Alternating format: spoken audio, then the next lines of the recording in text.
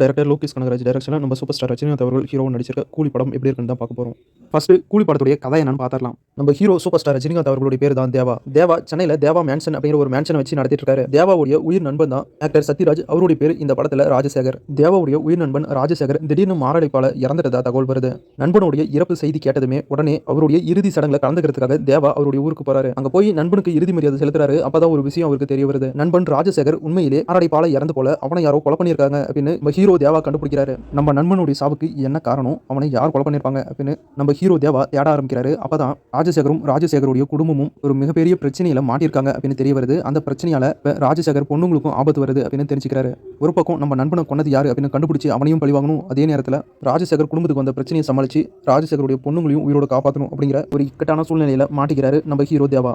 அதுக்கப்புறம் நம்ம உயிர் நண்பனுக்காக அப்படின்னு சொல்லிட்டு நம்ம ஹீரோ தேவா, அதாவது நம்ம தலைவர் ரஜினிகாந்த் அவர்கள் இறங்கி செய்யக்கூடிய தரமான சம்பவங்கள் என்ன அப்படிங்கிறதெல்லாம் இந்த படத்தை பார்த்து நீங்களே தெரிஞ்சுக்கங்க. இந்த படத்தை போய் எப்படி தான் நல்லா இல்லை அப்படின்னு சொல்கிறாங்களோ தெரியல. படம் ஸ்டார்டிங்லேருந்து எண்டு வரைக்குமே ரொம்ப சூப்பராக போச்சு. லோகேஷ் கனகராஜ் ஒரு பயங்கரமான ஸ்க்ரீன் பிளேவை பண்ணியிருக்காரு கூலி படத்தில்.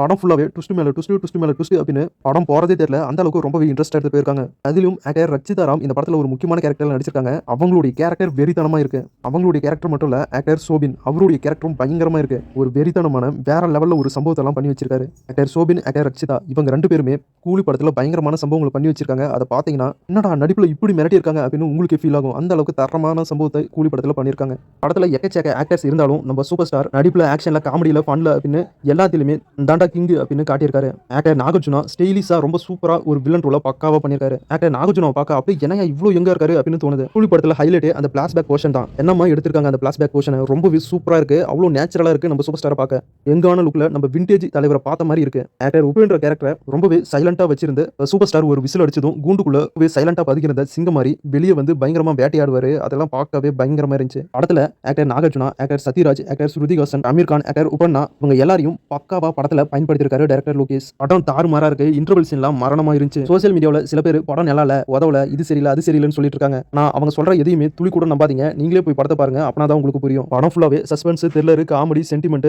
ட்விஸ்ட் மேல ட்விஸ்ட், நம்ம தலைவரோட ஆக்ஷன் பேக்கேஜ் அப்படின்னு கூலி படத்தை பயங்கரமா டைரக்டர் லோகேஷ் கனகராஜ் எடுத்திருக்காரு. அது மட்டும் இல்லாம பூஜா தேவர மோனிகா சாங்கும் சூப்பர் ஸ்டாருடைய சிக்கு சிக்கு சாங்கும் ரொம்பவே சூப்பரா இருந்துச்சு. ஸ்கிரீன்ல பார்க்கவே இப்படி ஒரு சூப்பரான படத்தை எப்படி தான் நல்லா இல்லை அப்படின்னு சொல்றாங்களோ தெரியல.